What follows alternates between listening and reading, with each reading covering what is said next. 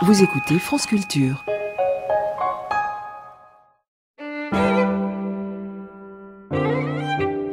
Voici maintenant une Essistaxit, c'est-à-dire une enrichissante conversation avec l'incontournable Simone C'est moi.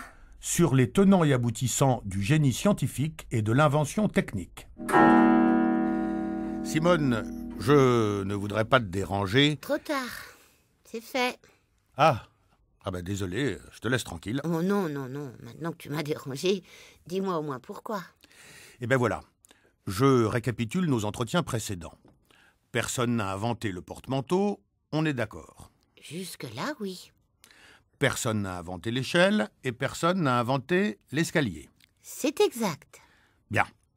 Le porte-manteau, l'échelle, l'escalier, d'accord. J'ai bien intégré tout ça, ils ne sont l'invention de personne en particulier. Mais la porte, Simone, la porte. Il faut bien que quelqu'un ait inventé la porte. Mais oui, tout à fait. L'inventeur de la porte, c'est tout simplement Didier Porte, qui lui a d'ailleurs donné son nom.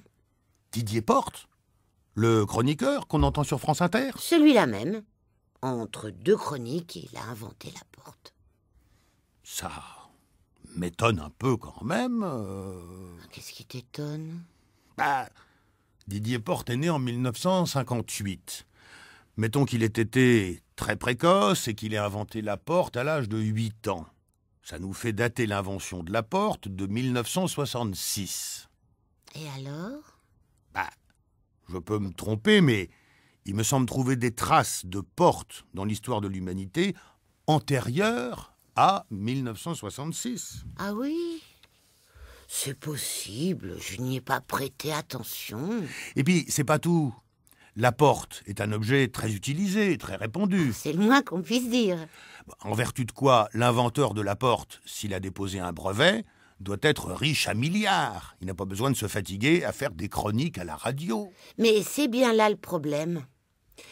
C'est que Didier Porte est un homme très occupé, un peu poète de surcroît, et il a négligé de déposer un brevet. Ça s'est passé de la manière suivante. On était mercredi, Didier avait une chronique à écrire pour le lendemain, il y travaillait consciencieusement, et puis vers 18h, à l'occasion d'une courte pause, il a inventé la porte. Mais il n'a pas terminé sa chronique. Il se remet au travail devant son ordinateur.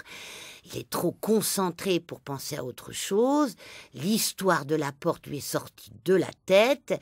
Il oublie totalement de protéger son invention. Ouais, mais le lendemain, tout de même... Non, tu oublies ce qu'est la vie d'un chroniqueur. À peine sa chronique du jeudi prononcée et applaudie, qu'il doit déjà s'atteler à sa chronique du vendredi. Et puis les événements s'enchaînent, on vit à 100 à l'heure, toujours entre deux portes, si j'ose dire. C'est incroyable. Il est donc complètement à côté de la plaque, cet homme-là. Voilà, c'est ça. C'est le mot juste. À côté de la plaque. Et puisque tu parles de plaque, j'en profite pour t'apprendre que l'inventeur de la plaque n'est autre que Didier Plaque. C'est fou ce que j'apprends avec toi. Il suffit de demander.